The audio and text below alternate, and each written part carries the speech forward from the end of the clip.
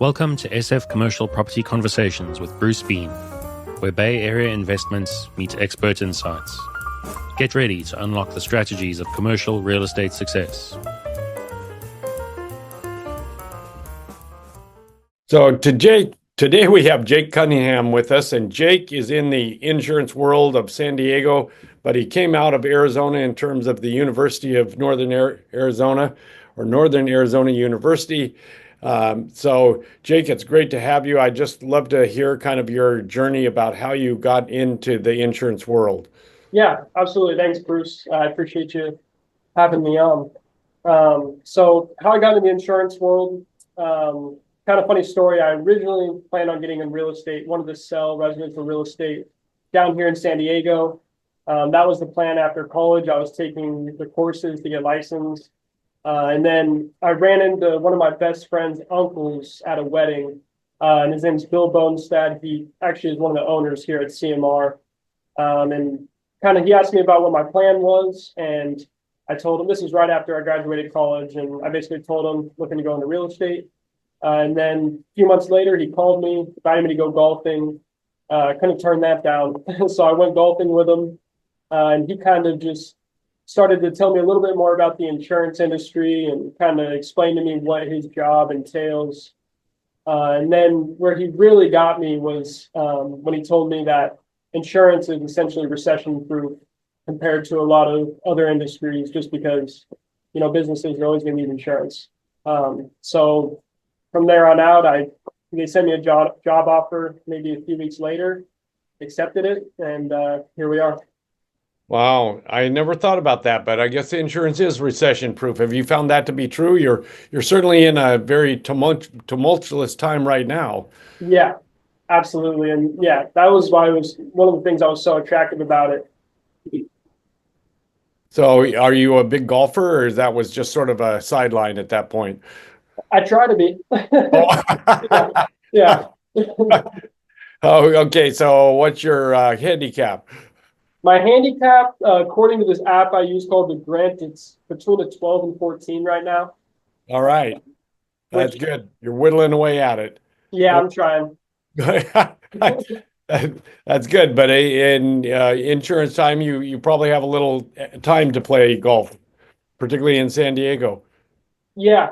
Sometimes it's a nice way to do prospecting and kind of meet with people from other industries.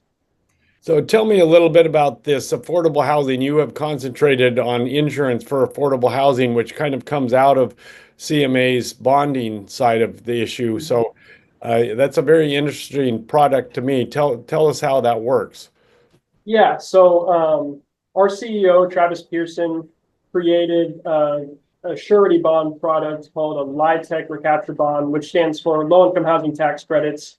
And it's part of this Section 42 program by the government, where these folks with extremely high tax bills, the biggest companies in the world, the Wells Fargo's of the world, Verizon's, are basically getting instead of paying their full tax bill, they can basically give away some of this money as tax credits to help build affordable housing. These developers nationwide will apply for these tax credits. And once they're awarded the tax credits, they can use those to build an affordable housing apartment complex. Those tax credits are still technically the original investors, the Wells Fargo's, the Verizon's of the world. And however, the developer, they're the ones who build the apartment, and they're the one who needs to keep it in compliance with the regulations. So what the recapture bond does is it protects the original investor's tax credits if the developer lets the apartment complex fall out of compliance. And if those the IRS or whoever comes for those tax credits, they basically have the recapture bond as an insurance product to insure those tax credits in simple terms. So even though it's sort of a low risk that this would happen, it must happen often enough that there is an insurance issue there and people want to get covered. Exactly. Yeah. Just like any insurance product, there's got to be claims. So there are claims here and there. It's very rare. We haven't seen one in a few years, but they do happen. Yeah, and so this is a good way to ensure that it doesn't happen for those people that are putting out the tax credit bonds and so forth. Exactly. Yep. So that's interesting. I mean, I've done a fair amount of affordable housing, and I didn't realize that the original tax credit holders essentially are still liable after they've basically transitioned the ownership over to the developer or whatever entity takes it over after the 15-year tax credit period. Right. Yeah, I mean, there's so many different ways it can unfold too. Sometimes, like other people can end up with the tax credits and whatnot, but that's the general basis of it. Yeah. Um, But for you, that's sort of a great source of leads, so to speak, because you can then take the lead from the bond side of the equation and talk to them about actually having property insurance, right? exactly. Yeah. So to clarify, yeah, I'm not in the surety bond division here at CMR. We just have that separate division that I work closely with. And I focus on the insurance side of things, the property insurance, general liability, builder's risk for the construction side. Yeah, like you said, it's a great warm lead to get these introductions, and even people that have bought these bonds, like a few of my clients, they we provided them with a Tech Recapture Bond, in like 2012. And then I happened to find their information in Salesforce. And if they're having the pain in insurance, I could maybe get a meeting with them and see if we could do business together. Yeah, no, that sounds like a great source of leads to have. Other than that, you're doing cold calling to find different product people to sell insurance to? Yep. Yeah. I'll just scan the internet, look for developers. Um, there's a few different ways to kind of figure out who's getting awarded tax credits and stuff like that. And then also I'll go to at least one affordable housing conference a year. A big one that we go to is it's called TAP. It's the Texas Affordable Housing Conference. It's in Austin every year, and I believe that might be the biggest one. And myself and a few of my colleagues will go every year. And there's a ton of developers and syndicators and everyone in that industry there. It's a great way to connect with a lot of folks. So do you end up with a booth there, or how do you work that? We've done booths before, but as of late, as of the last 2 years or so, what we've done is we basically just paid to be a sponsor, didn't even get a booth, and then we get the attendee list, and we'll basically just reach out to everyone on the attendee list and see if they want to meet while we're there. Wow. What time of year is that? That's in July in Austin, Texas. Oh, Very, wow. very warm. It's Yeah. very warm, but Austin's a great town, right? I've Oh, it's never been there, beautiful. but I've heard great things. Yeah. And the food is amazing there. It's maybe some of the best eating I've ever done, honestly. Well, speaking of what is your favorite sandwich? So there's this restaurant in California. I believe it's a chain or some kind of franchise called Tender Greens, and they have a sandwich called the chicken pesto sandwich. It's the warm chicken pesto sandwich, and that's my favorite sandwich as of late. It's the last year or so. It's phenomenal. That's fantastic. And who you had mentioned earlier that you'd love to sit down with your dad, Mhm. who died kind of when you were in high school. I can relate to that. My father passed away when I was in college, so I understand that whole scenario. Mhm. But uh, so tell me about J. Cole. He's a rapper. Yeah, so he's a rapper, an artist, and based out of North Carolina, and he's been one of my favorite artists for a long time. And what I really like about him, and he is just like extremely lyrically gifted and very smart. And I think it would just be really cool and I feel like I could relate to him for some reason, even though his upbringing and lifestyle is way different than mine. There's something about him that feels relatable.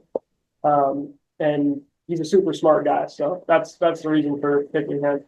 That's cool. So have you been following the whole crazy uh, uh, Kendrick Lamar issue? Yep. Yeah, I've been sort of. I mean, I try not to go on social media too much, but I'm aware of all of that that's going on. Well, he put on quite the show at the Super Bowl, that's for sure. Absolutely. Oh yeah, a lot of talk about it on the social media after. That's for sure. I'm sure. Yeah, that was a wild and crazy show. Very entertaining. Yep. So all good. So past that, you spend a little time doing golfing and so forth, and off you go from there. Any other hobbies you have? I'd say my favorite hobby besides golf, and it actually even might be above golf for me, is snowboarding.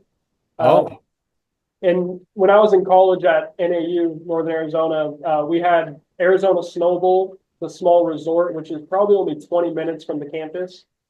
A lot of people don't really know about that because yeah. it's, I was. Wait a minute. I'm going. Wait a minute. There's even skiing in Arizona. I yep, guess. I guess sure there would be, but up in Flagstaff area and so forth. But yep. I was not aware of that.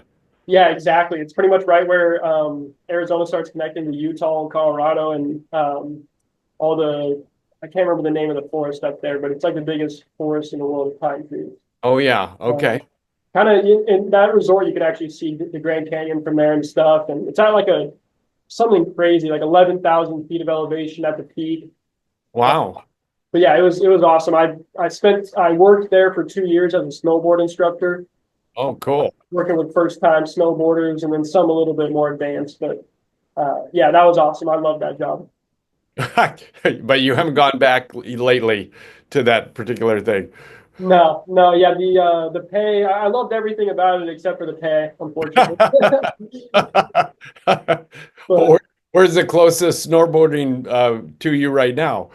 so we have Big Bear, which is Oh near yeah. Los Angeles, but it's so crowded and it's just hectic out there. I try if I'm gonna when I make trips during the winter, I try to go to Mammoth and Lake Mm. Tahoe. Oh yeah. Cool. Yeah, but I mean the price of tickets these days is so crazy. I can't believe it. Oh yeah, yeah, it's insane. Yeah, because you guys aren't too far from Tahoe, right? No, well, I grew up in Colorado, and so Okay. I remember the days when a tow ticket cost like $7. So Wow. yeah, no, it was great. I mean, we thought it was crazy when Vail went to $25, and we thought that was ridiculous. But now, one day ticket at Vail's like $250. That's what I was gonna say. They've done a 10x since then. Yeah, yeah, Crazy. it's a wild, crazy world. Well, I mean, what can you do? But well, this has been really fun. Where can people get a hold of you, Jake? So there's a few different ways. I'd say a good spot is my LinkedIn account. It's just Jake Cummings. And then if you wanted to contact me directly, I'd say email is probably the best or phone. But I'll give you my email real quick if that works. Sure. So it's J, just my first initial of my name, Cummings, Cummings, at cmrris.com. Now, actually, assuming you can see it right here on the camera as well. So Yeah. that It's makes right it there, and if not, we can follow up and get you connected with Jake. I'm particularly interested in this affordable housing thing. I think we can share some leads in that regard. So I look forward to talking to you further about that particular product. Yeah, absolutely. And I didn't really bring it up either, but we also have some um, proprietary insurance products that are coming to that we're creating at CMR. The insurance industry, it's really weird how it works. A lot of times, so you could build these insurance programs basically by just getting a few carriers on board to supply the insurance money. And our CEO Travis, he actually just got back from London. He was meeting with some syndicates at Lloyd's of London out there, which are basically the biggest insurance companies in the world. You Right? can actually create an insurance program through them. So we're actually working on our own proprietary. Uh, it's basically called a risk purchasing group, which is essentially a master insurance policy for all of our clients for their apartment complexes. And I mean, I'm sure you know the property insurance, not just in California, but nationwide, the rates are going through the roof. So we're trying to find solutions for our clients. Well, that's cool. So have you worked in the area of captive insurance, captive solutions? A Sounds like. little bit. That's more. I've more done captives on the work comp side, uh, Mm, but there are some products out there for the apartments, specifically on the general liability side. But a captive can be somewhat similar to a risk purchasing group. yeah, yeah. Well, it sounds like Travis is a very creative guy. He's coming up with interesting solutions to the whole insurance situation that's happening. Yeah, absolutely. Yeah, he's one of the smartest guys I've ever met in my life, and I'm very lucky to be mentored by him. Well, I look forward to working with you. I think we can share some leads and see where we go from there. Yeah, absolutely. And if there's anything I could ever help you with, I'd be happy to do so. We have a pretty robust um, list of clients and just vendors, syndicators, and people in that industry. I assume do you have more than one office? Correct. So we have two locations, both in San Diego. We got one in downtown San Diego, and then another location in Solana Beach, if you're familiar. I'm not, but it sounds like a great location. It is, yeah. It's a little. We call it North County. It's the nicer part of San Diego, the nicest part. It's Sounds all great. Yeah, up near Coronado or past up north of Coronado. Yeah, even up more north, like Del Mar, Encinitas area. Nice, nice. Well, let's keep contact together and see where we go from here. It was great to have you, and I look forward to talking to you some more in the future. Absolutely. Appreciate it, Bruce. Thanks for having me. Okay, talk to you soon. Sounds good. Thanks. That's a wrap on today's journey through the SF commercial real estate scene. Ready to share your story? Visit sfcommercialconversations.com/guest. Your insights could lead the next conversation.